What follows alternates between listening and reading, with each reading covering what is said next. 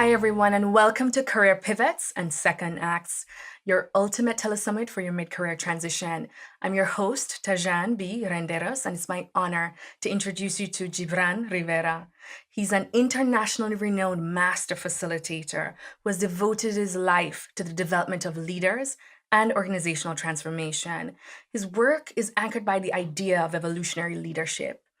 Gibran serves as a organizational development consultant, and he specializes in the development of leadership networks and has a growing practice at the intersection of art and social justice. Gibran also has a background in law and diplomacy because he did receive his master's degree from Tufts University there. Today, Gibran and I are going to be talking specifically about evolutionary leadership and the implications of that in your workplace, wherever you may find yourself as you transition. So with that, Gibran, thank you so much for joining me. Welcome. Thank you for having me. It's such a privilege for me to be here and speaking with your audience. Thank you for the invitation. I'm quite honored. And I love how aligned our work is. It's like our work intersects precisely at the location that matters. And so when you invite me to talk about evolutionary leadership, in some ways, I'm talking about a version of what you do. And the framework has three core concepts, right? Intention, connection, and experimentation, right? So when we talk about intention, we talk about the capacity to become aligned with your life's purpose, right? With the things that give you joy and the things that give you meaning, right? And so we want to anchor you. We want you to reconnect or to get even more connected to the part of you that has power and purpose. Yeah. Invite a kind of alignment with that. And that in itself is like tuning into the power of evolution, the power of development, right? The power of growth. That's the first leg. The next one is connection. And here the idea is that all of the stories, even as you know, I'm sure from some of the coaching training, right? And how people engage many of the programs that we offer, people are kind of looking for their own change, their own development, their own growth. But the story is still very personal, right? And so what you miss out on is the generative power of doing this within a web of relationship, within your own ecosystem of care, of friendship, of support, right? Of mutuality. So part of what we do is help people come together in ways that will keep them together way beyond the experience, and always kind of in the context of this dream, of this purpose that they want to make real. And I'll say the last word, and I apologize if I'm taking too long, is experimentation. And here what we're saying is something very simple, is no one that has the answer. Right? We actually don't know how the heck we're going to get out of the mess that we've created, right? And so the only possibility is, instead of fighting again about like who has the right answer, right, and trying to make the other wrong and ourselves right, everybody involved in this evolutionary game commits to experimentation, to trying new things, one small step at a time, right? Learning by doing. So it's intention, connection, and experimentation. Thank you so much for defining that, Gibran. That's really helpful.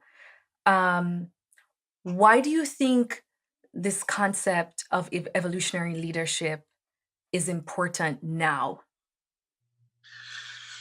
Yeah, Tajan, I hope you don't mind if I go really meta here, really big, really scope-wise, but that is how I engage the work, right? I literally go all the way back to the Big Bang, right? Like to that sacred moment, right? When something comes from nothing. and space and time are born, and a massive explosion happens, right? And 13 billion years later, here we are using video technology, right? Talking to each other from different spaces, right? Like with a bunch of people that are going to be listening to the magic of this. So we are part of a process that has been unfolding for a long time. Yes. That process gave birth to us as a species. Yeah. We as a species in this tiny little planet, the only planet that we are in any close proximity that has life, we are on the fast track to causing our own extinction. So it seems outrageous. So when I think about evolutionary leadership, I say the only way forward is we're on our way to an evolutionary crash, right? Like things are coming apart. The only way forward is what we might call an evolutionary leap, right? A shift at the level of consciousness, right? And culture. By consciousness, I mean our sense of self, our sense of being, our understanding of what it means to be alive, right? And culture, I mean our ways of being together, right? Our creative efforts. Mm-hmm. So that's why. Okay. Yeah. No, Gibran, what you broke down around intention, connection, and the final piece around experimentation is beautiful and profound and very challenging where we find ourselves today as human beings. Yeah. Certainly when I would describe folks who are already on board, understand, and practice evolutionary leadership concepts to be our wayfinders, if you will. And or wayfinders are like people who are about finding the way. That's so beautiful. What a beautiful term to use. That's Yeah. a very important one. So when we gather together, it's really easy to connect, to support each other, to even practice experimentation. It's nice and comforting. Mm-hmm. Unfortunately, Mm-hmm. for many people, these concepts are entirely radical. Mm-hmm. And when we find ourselves in the context of a corporate structure or even a family structure, or I'm using corporate structure for our conversation today because we're talking about career and workplace. When one brings those concepts into the workplace, all of a sudden those concepts become really challenging, and there's a lot of resistance and a lot of pushback to evolving. There are companies who really want to evolve, but not in this way. Yes. They want to meet the business bottom line, but they're not necessarily connecting that this evolutionary leadership concept will actually help you do that and more. And so all that to say, how can people become evolutionary leaders in the workplace, considering what they're up against? Thank you. That is a very relevant question. Mm-hmm. I'm going to answer in a way that's going to first feel far away, right? It's kind of a weird metaphor. Mm-hmm. Let's say I like to have a drink, Mm-hmm. right? And I don't just mean like a glass of wine at night with my meal. I mean a couple, right? Mm-hmm. Or in my case, a couple of beers, maybe with a little scotch after. Mm-hmm. Maybe every day, right? Mm-hmm. And like you and I come from places where that's actually what happens a lot. I mean, it happens everywhere all the time. Mm-hmm. And so I say, this is normal. This is part of my life. It's Mm-hmm. how people live. But it doesn't feel good. Mm-hmm. Right? It's like the way what it's doing to my body day after day, and like the drag I wake up in the morning, and the haze, and like whatever, like it's kind of fun, but it comes with a tax, right? So but I'm in this routine, right? So in this case, we're talking about like a corporate structure, a way of working, the day-to-day life. Right? And then I say, I should stop doing that. Right. And then it gets hard. Then I can't. And then I realize that I can't just stop. That is say, maybe tomorrow I'll stop it. But you still have a couple of beers, right? And so that's the next step. So you're in your corporate structure. You're like, I don't want to do it this way. I'm gonna get a coach like Tajan, and I'm gonna change things up. And then you're still in the game, right? Because you didn't really get the coach. You just said that you would, right? You didn't really come together with people. You just thought that you should. Mm-hmm. And then you think, well, I should go to a group. I should go to a 12-step group. And then I'm too freaking busy for a 12-step group. Mm-hmm. I can add like an hour a week. Oh, shit, I could probably gotta go every day for a while. I can definitely not add an hour a day. But I'm not counting the hours that I'm wasting away drinking the beers, right? Mm-hmm. So similarly, we're all busy. We're all in the game. We're all in these structures. But life is precious, right? And so each one of us has to take the time to come together with spaces that nurture this way of being, Mm-hmm. right? Spaces where we find mutual care, spaces where people are cheering for us, spaces where, right, after the Evolutionary Leadership Program, people have to check in 3 months later, right? Being like, I promised I would try something in the real world. This is what I learned. To this day, 4 years later, the people that started the program, they still have what they call mouse check-ins, because a mouse is our shorthand for an experiment. Mm-hmm. So they check in on their experiments, they check in on their life successes and their life setbacks. They disappear for a little while if they're having relationship issues, right? But it's like they're a community of friends. Mm-hmm. And so they're very many of them. And so 4 years later, most of them are not even in the game, right? Mm-hmm. But first you find your crew. Intention, connection, and experimentation. We can't skip the connection part. We need to invest in the same way that you invest in what they call the strategic plan. You invest in regularly coming together with people who, like you, are committed to the evolution of consciousness and culture. Mm-hmm. That is extremely important. And I guess, just to translate some of that for folks, I imagine, so for example, let's say there are a core group of people who are committed to making a corporate organization more inclusive, for example.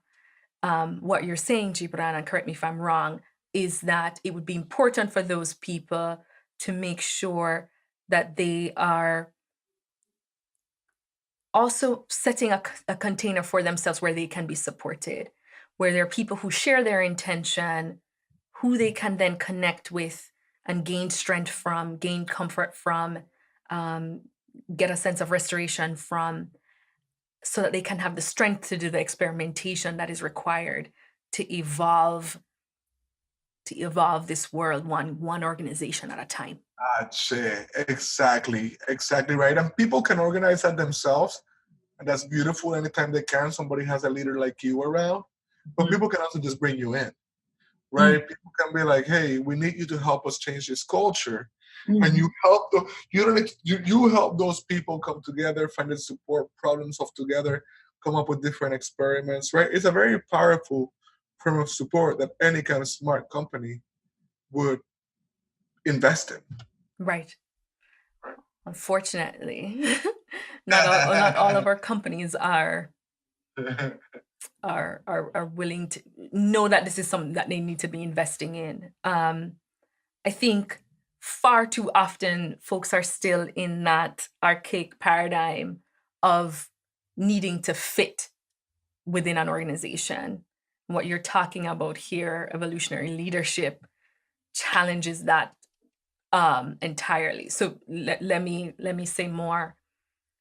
Typically, when folks are looking for jobs and assessing different organizations or even negotiating a career transition, they're trying to see if I fit within a supposed solid structure that is XYZ company, Right. which your concept of evolutionary leadership kind of blows that out of the water, because Yeah, what you're saying is A, no organization is a solid structure, and B, correct. you aren't a Lego piece that's there to fit into that solid structure. What you're saying is that organization is dynamic, and you are there, if anything, to be the spark, the catalyst to drive the evolution and the change of that company. You, Tajan, you are brilliant, and this is exactly the you. I thank you so much for. You help me understand what I'm saying. Like, I really appreciate the clarity that you bring to it, because what we're saying is that that's by virtue of being an evolutionary leader, that's how you show up anywhere and everywhere that you are. That's how you show up in your relationships. That's how you show up with your friends. That's how you show up at work, right? When we're talking about the shift at the level of consciousness and culture, we're basically a network of people connected, right? And conspiring to make things better from wherever we are. And to finding each other, right? To finding the way that you said it, but also finding each other, right? Like, so imagine if you go about your day looking for the people that you're going to support, looking for the people that you're going to get behind, looking for the people that you're going to encourage, right? Then you become the fire starter. Like, that's what you are, no matter what, right? And that's empowering. That's liberating. That means that what you said, the organization is not the most important structure. It just happens to be the space in which you're experimenting right now. Right. And it's always for the benefit and for the good of people, for the evolution of consciousness and of culture at a time in history when everything seems to be falling apart. Yes. Right. From your perspective, given your work with organizations, individuals, groups of people, what do you think is really standing in the way from people fully embracing this concept? Because I think intellectually people get it. I don't think most people, are understand that evolving and changing things for the better makes sense at the very simple level. But what do you think is really standing in the way from people really fully embracing this as practice? That's a really good question. And I think, I don't know that.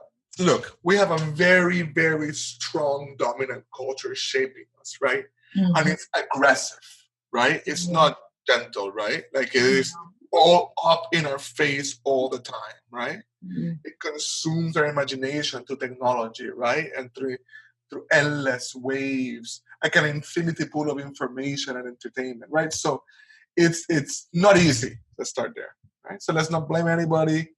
Well, we can blame the people that are making money off it, right? but not us. I feel like at the level of intention, people are making good progress. I feel like people have coaches, people practice yoga, they try to meditate, they try to eat well, they try to be good parents, right? Like, they try to listen to shows and telesummits like this one, right? Like, I think at the level of intention, there's work to do, but people kind of get it. They understand that they gotta align with their personal purpose, their personal power. I think the other two are harder. I think experimentation sounds good to people, sounds interesting, but we don't have a context, right, that celebrates smart failures, right? And so you can't experiment if you're not gonna be held and celebrated for trying something that might not have been perfect, but that moved the needle forward, that taught us all something, right? So experimentation is harder because people want to be seen as always successful and always shiny, right? And that's part of the culture. That's part of an Instagram culture, right? And I think connection is interesting because it's like what we all want and long for. Yeah. But it's also super scary. And it's also hard work. We all know from being in families, from being in loving relationships, right? Partnerships, like the people they're your favorite people in the world. I know your husband, you haven't met my wife, but these are like dope people. Like, we get to share our lives with dope, amazing people. and it's hard, right? So connection is a skill and a practice, and we often get lost in the personal. When what matters is what is common. It's the we space, right? It's the connection. So I think those two we got to do more work in. We got to do work in all three. But you ask what's holding us back. I don't even know. It's like that's like asking a kid before they first roll, then they right. Nothing's holding them back. They're just like they need time. They need time to like except a kid in a loving household is being encouraged and held. Our world is like, go back to the corporation, obey, be a Lego piece, right?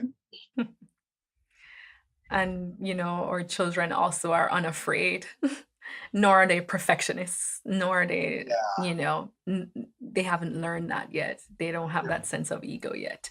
Yeah, absolutely. And so much of our work, in order to really experiment and really connect, I imagine would involve really working on fear, working on perfectionism in a corporate context, which is inherently radical. It would require that some personal development work enter the corporate space. That's right.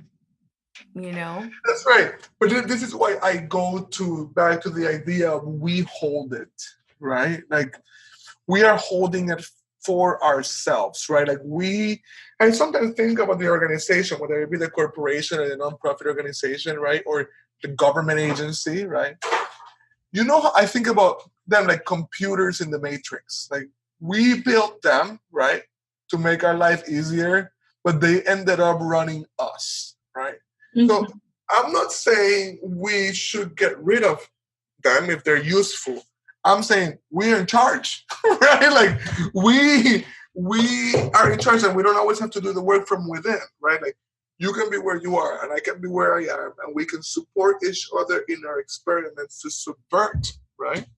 Because by subverting, we're actually making things better. Like, what you want and what I want is the survival of the species, right? That's a good thing.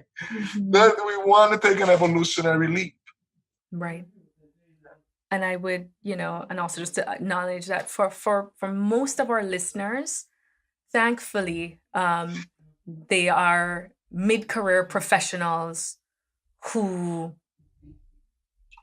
are already embracing a lot of these concepts. At least the intention part, which you mentioned, is kind of the easiest for most people, because they are, for most of the folks who are going to be listening and viewing this, they're already people who are not willing to tolerate job suffering indefinitely. So they're already saying, this doesn't align with who I am anymore.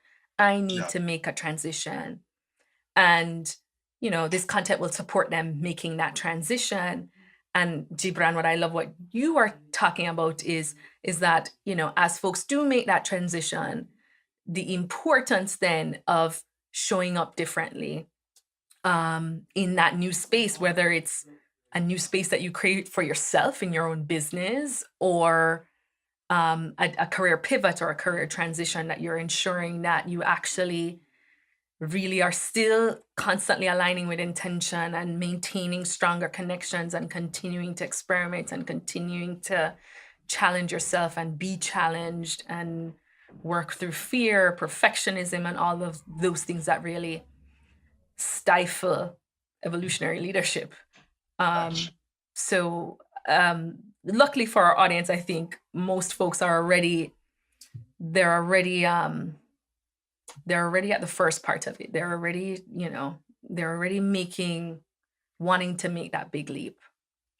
That makes me super excited, and it makes sense. It makes sense that they would be connected to you, listening to you, right? Like supported by you, because that's what you hold, and you hold it so well. So I think that they're lucky to have you. I would invite them to two kind of positive, exciting challenges, right? I would say, ask yourself this question: what would it mean to turn to one another, right? I don't mean just like your friends. Like these people probably have nice, good, smart friends. But what would it mean to have your crew, a team of 7 people, including you, right, who are completely committed to celebrating and supporting each other's progress and each other's experiments, right? And so because that's the second challenge, right? What can you try? What can you try that might not work, right? What can you try that you could fail at, but that you would learn something important about, something that would help you take the next step in your career, in your evolution, in your development, in your growth. So 2 challenges, 2 questions, right? What would it take to turn to one another, right? And what can you try that might not work? Awesome. Gibran, I think we can probably leave folks with that question to continue to contemplate and journal around and continue to work through. I would hope that people would embrace this notion of connection meaningfully and invest the time, money, or energy that it takes to really do that differently, especially if they haven't done that before. Yeah. And experimentation that you can begin that immediately. Yeah. I am sure, Tajan, that you have listeners in the area, right? And so they have you. So if they wanted to come together, right? If they wanted your support, right? If they wanted your services, right? And helping them kind of build that kind of supportive cohort, right? If you had the space and the time to be with them in that way, that would be a powerful experiment. Absolutely. Thank you so much. Thank you, Gibran. That brings us to the end of our time with Gibran, unfortunately. Yes. But thank you so much for sharing your insight, your wisdom, as well as discussing your concepts and how they can be applied as our mid-career professionals are making transitions and wanting to show up differently and ensure that they're not building a new prison for themselves. Not turning their businesses into a new prison or a new career into a new prison, but really stepping into evolutionary leadership in their lives. Ache. Thank you so much. Hey, anytime. I'm honored. It's fun to talk with you. I love what you're doing. Really, really putting like just wishing you the very best. People are lucky to have you. All right. Thank you, Gibran.